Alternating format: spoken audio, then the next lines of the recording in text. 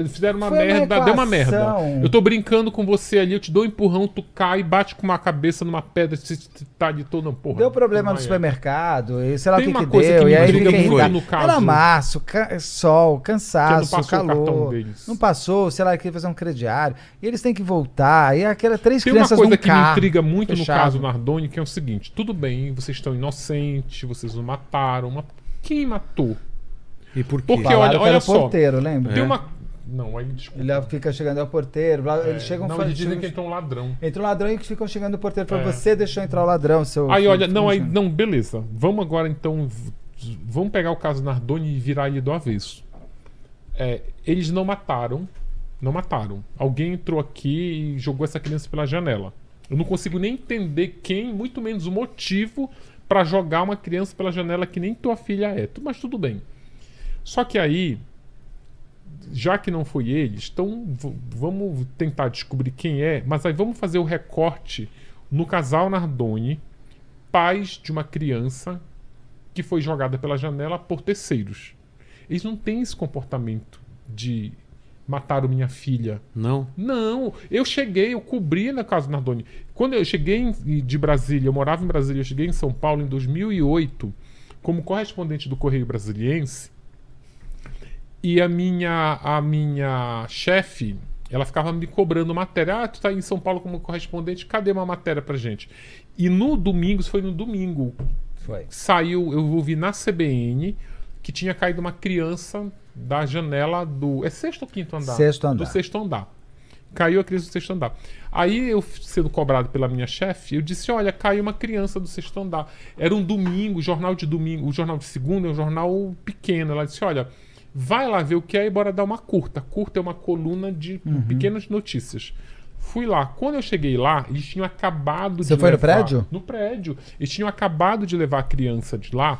Você chegou a ver o Alexandre com a camiseta O branca Alexandre, aqui? o que me chamou mais atenção é... Eu cheguei no prédio, não sabia nada, porque o caso virou... Ficou um caso... Midiático depois, né? Depois. É. No ar já caiu uma criança. Demora uns 4 dias. A pessoa né, que pra- estava explicando o que aconteceu era o Alexandre, só que eu não sabia quem era o pai da criança. Ele estava explicando para mim pelo jornalista, olha, Calma. tava na janela, aí caiu aqui. Aí falei, ai, cadê o pai? Aí, não, o pai é ele. Falei, oi? Tipo, ele tá com essa toda Tranquilidade. essa tranquilidade dizendo... Eu já tinha passado a curta, porque aí o caso foi de meio final da tarde, início da noite, ali tipo 7. Já era umas 11 da noite. O jornal já tinha fechado, inclusive com a curta que eu mandei. Aí eu liguei pra minha chefe. Aí chegou, logo em seguida, ele tava assim, apontava. Tem essas imagens, eu acho, dele apontando. Tem ele né? olhando pra cima. Super... Desculpa, eu não sou pai, mas se a minha filha cair do sexto andar... Porra. Cara, eu vou não vou estar em condição de estar em pé, quanto mais de estar explicando para jornalista o que aconteceu. Daí parou um carro preto, ele explicando lá, parou um carro preto, o carro preto abriu a porta, saiu uma senhora. A senhora, ela saiu, sabe, uma pessoa tão emocionada que ela não se aguenta nem em pé, ela vinha parada, assim, por umas... Ela era um pouco obesa, ela vinha parada, assim, por umas 4 pessoas. A mulher chorava de um jeito que ela ficava com uma boca aberta, sabe? Que não parecia um jacaré e congelada na emoção. Aí eu falei, gente, quem é essa senhora? É a avó. Aí me deu um start. Mas assim. a mãe dele ou a mãe da... mãe dele. A mãe dele. Aí me deu um start assim. Isso é o comportamento de quem perdeu um ente querido. É. E não isso aqui. Com certeza. Mas aí tu vai, depois eu ainda era cru nessa coisa. Hoje eu te digo com propriedade. Mas tu não chorar porque a pessoa morreu, tu ser frio, não quer dizer que tem um assassino. Claro. É o teu, cada um reage de um jeito, né? Tem gente que no enterro tá derretendo, deixando de chorar, e tem gente que não, que tá calada, mas tá. As duas pessoas estão sofrendo. Beleza, mas aí depois, com o desenrolar da história que aí todo mundo acompanhou, que é aquela. Eles negando, aí vem a seguinte pergunta: quem foi? É. Quem fez isso? Me aponta. Tipo, e por quê? Não é só quem. Ele- O que eles falam? Eles apontam Mas para não tem Ele aponta para um cara da motivo. net. Não, a motivação. É o que, como disse a doutora Renata Pontes. Só uma coisa importante nesse ponto aí. Quando a doutora Renata Pontes pergunta para eles o seguinte: foram inúmeras viaturas, inúmeras ligações para o 90, o 92, o 93. Foram mais de se você somar, deve dar umas 50 ligações. Nenhuma ligação feita nem pelo Alexandre, nem pela Ana Carolina, né? Você o teu filho, aparece no primeiro lugar que você vai ligar, o 90, 92. Aí perguntado para eles por que eles não ligaram, eles falaram que a educação deles é que primeiro ligasse para os seus pais. Nossa. Enquanto o Alexandre está descendo, a Ana Carolina faz 2 ligações. Porque muita gente fala, foi o pai do Alexandre. Não foi o pai do Alexandre. O pai do Alexandre pode estar defendendo ele até agora. Eu digo que eu já aprendi isso com a polícia no dia a dia, que eu já fiz programa de realidade. Pai vai lá e defende o filho até a morte. Mãe vai lá e entrega o filho para ser preso. É mesmo? A mãe vai lá, eu Acho vi, que era eu gravei isso de bater e falei assim, meu filho roubou um moço, eu quero que você prenda porque ele precisa prender. O pai fica escondendo o filho embaixo da cama. Pai esconde. Eu também. Não, mãe, e tanto que você vê na fila da penitenciária, o que tem? Mãe. Sim. Pai não vai. Agora, quem liga para primeiro o seu pai, depois para o seu sogro, é a Ana Carolina, porque você tem 2 ligações feitas do apartamento. Eles podiam ter outro celular. Não tinha, eles viram todas as apps, não tinha nenhum celular naquela hora ligando para ninguém. O Alexandre desce, a Ana Carolina liga primeiro para o pai dela e depois para o pai dele. Ali podem ter tido o que foi de... Tem uma teoria de que o pai Ninguém também sabe. está envolvido. Não, né? então, por isso que falam. Foi o pai que mandou jogar, eu Que sei. é um advogado. Porque todo mundo tem... Eu descobri que nós somos 220 milhões, é isso? No Brasil? De técnicos de futebol e de peritos criminais. Então todo mundo sempre chega pra mim e fala assim, Beto, eu sei, eu vou te falar, eu tenho informações. Eu falo, jura, qual informação? Eu adoro o pessoal chega pra mim falando baixo e olhando pro lado, sabe? Fala, quem tá te perseguindo? Aí, assim, a Ana Carolina, eles que ligam, ela liga, eles têm muitos rastros. Eu acho que foi um crime sem querer. Eles estavam chegando, cansados. Sabe, 3 crianças? Eu e meus 2 irmãos Nossa, somos mas é 3. uma crueldade, né? Claro que é. Sabe aquela coisa que... desdobramento. Eu não falei aqui da Elise Matsunaga, aquela história, eu quero te matar, e ela mata? Eu acho que a Ana Carolina quis esganar. Também não deve ter te falado, vou te esganar? Toda mãe fala, vou te esganar, hein, menino? Ela foi esgana. Você tem 3 crianças brigando no banco de trás de um carro. Num puta de um calor. Alguma coisa aconteceu no supermercado que não deu certo, ou crediário, ou cartão que não passou, sei lá o que foi. Eu sei, essa história eu sei. E eles foram no mercado, que era o fim de semana dele ficar com a menina, né? Que ele era separado da mãe e ficava a guarda compartilhada. Daí, era o fim de semana da menina. E a Ana Carolina, os 2 eram 2 vagabundos. Eles viviam pelos pais. Viviam dos pais dele. Tá. Né? Que era a mãe dele, era dona de casa. Só que aí... ele reclamava que com os pais vivia com uma mesada. Só que dessa mesada ele tinha ainda que dar a pensão da menina. E a mãe tinha um bom emprego, a mãe da Isabela, que é a Ana Carolina também, tinha um bom emprego. Então a Ana Carolina Jatobá, rivalizando com essa outra Ana Carolina, a mãe da Isabela, dizia que a menina, que os problemas financeiros da família, que eram do desempregado, estava relacionado com a pensão. Então ela questionava, por que tu paga pensão pra ela se ela trabalha e você não?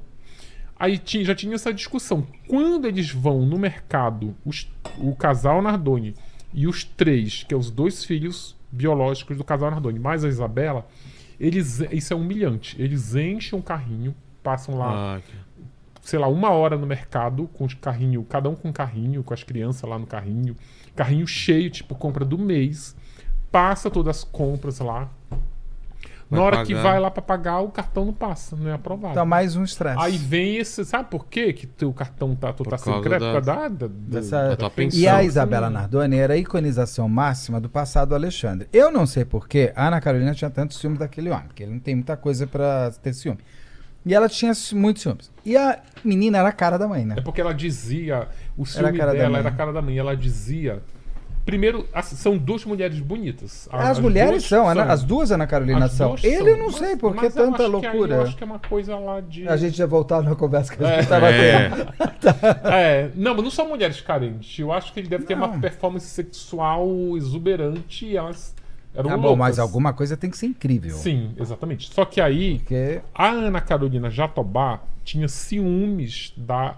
Ana Carolina, olha, mesmo nome. Olha que coincidência. Eu não falei que o homem procura amante com o mesmo nome da mulher? Então, e parece também, numa pré-pesquisa que eu fiz, que em algum momento ele estava ali com as 2, ele largou de uma para ficar com a outra, e havia uma rivalidade, havia um triângulo amoroso ali, e a menina canalizava para a menina. Deixa eu contar 2 histórias Eu acho que isso eu nunca contei pra ninguém. Duas histórias. Nem pra mim? Nem pra você. Mas a gente não falou de Ana Carolina. Eu não falo de Ana No Carolina. de Isabela. Duas histórias. Eu vou contar, não vou dizer nomes, porque, enfim, eu não quero comprometer ninguém. Mas eu cobri o caso Nardoni pro Correio Brasiliense, dia a dia, julgamento, inquérito, tudo estava lá. Se tudo que tu pesquisar no Correio Brasiliense sobre o caso Nardoni, fui eu que escrevi. Tem uma cena que pra mim explica muita coisa, que é o comportamento da mãe do Alexandre Nardoni. Porque mãe é mãe. Tipo, se tu cometeu um crime, a mãe ela pode até te defender lá. Se a vizinha disser, teu filho é um criminoso, não é teu cu que é criminoso, que meu filho não é. A mãe, sabendo, ela defende. Ela não vai concordar com a vizinha. E a mãe teve um comportamento pra mim que responde muito essa questão de quem matou Isabela Nardoni. O Alexandre e a Ana Carolina, eles tinham dois filhos. Tem ainda, né? Que eram crianças da mesma faixa etária da Isabela. Por isso, inclusive, que ela estava lá brincando Mudaram com o eles. nome, inclusive. Quase eu falei o nome. Mudaram? Mudaram. Não fala o antigo não, mas eles mudaram de nome. Eles Coitados, brincavam não tem nada lá. a ver, né? Logo depois que teve o crime, que teve a morte lá, que ainda ficaram ali uma semaninha sem saber quem tinha matado, a primeira coisa que a avó faz é tirar as duas crianças de lá. O que eu entendo com isso? Maravilhoso, tá. O que eu entendo? Desculpa, se tu já matou uma, Você pode matar os outros tu três. pode logo cuidar de tirar daqui, porque eu sou mãe, eu sei que aqui não Você me entrou lembrou a ninguém. história que você falou da tia da Elise. Isso é um sinal. Sim. É. Sim, eu guardei muito isso. Quando eu fui cobrir o julgamento, eu ia muito no gabinete do Sembranelli. Muito, muito, muito. Ele me recebia, me explicava. Era difícil tu ter umas coisas exclusivas, quando tá todo mundo cobrindo. Claro, e eu sim. sozinho como correspondente do jornal lá de Brasília e a Folha com 4, 5... É difícil tu furar. Só que aí eu criei um laço de fonte com o Sembranelli que ele me contava muita coisa, mas eu não podia publicar. Numa dessas coisas que ele me contou, ele diz o seguinte, olha... No meio do julgamento, eu lembro que eu ia lá e ele sempre estava muito receptivo. Teve um dia que eu fui lá e ele estava com a cara fechada. Acho que ele só me deixou entrar no gabinete dele por educação. Que se ele não fosse educado, ele dizia, olha, hoje não, tchau, não tô pra ninguém. Só que aí ele ficou com a cara amarrada e eu fiquei por lá ainda e tal. E daqui a pouco ele ficou mais assim, eu cheguei, conversei com ele. Ele disse, olha, no cenário do crime tinham o casal Nardoni, a Isabela e os 2 filhos. E é um apartamento minúsculo. É impossível aquela criança ser jogada de lá numa situação confusa, de discussão, de caiu pra cá, sem essas 2 crianças verem.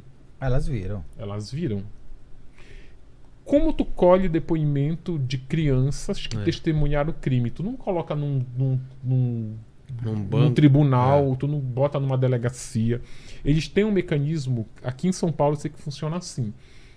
Tem uma equipe de psicólogos super especializados em colher depoimento de criança, que eles montam uma brinquedoteca com outras crianças e bota lá a Xuxa, o TV Colosso, a Galinha Pintadinha, tá todo mundo brincando lá. As monitoras lá não são monitoras, são psicólogas especializadas para isso. No momento, teriam perguntado para uma dessas crianças, cadê a Isabela? Ela diz, olha, o papai pegou, jogou pela janela e virou um anjinho. Nossa. Só que aí, no dia do julgamento... Só uma coisa, as crianças então passaram, porque eu perguntei isso na época pra delegada, ela falou que não tinha passado. Passaram. Só que eu acho que passou na época do do julgamento, não na época do inquérito. Porque o que aconteceu? Quem acompanha Tribunal do Júri...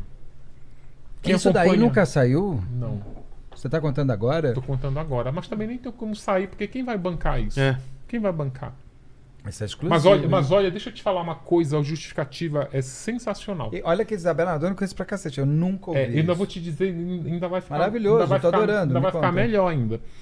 Num julgamento, um julgamento longo, um julgamento de mídia, em que está toda a sociedade te pressionando, que se ele for absolvido, o promotor é um incompetente, e se ele for condenado, o promotor é brilhante, No julgamento, que dura vários dias, tu tem uma régua, tu tem um termômetro que tu mede, sabe? Tu olha muito pra cara dos jurados, como Sim. eles estão. A Flor de Lis foi sensacional, que tu via.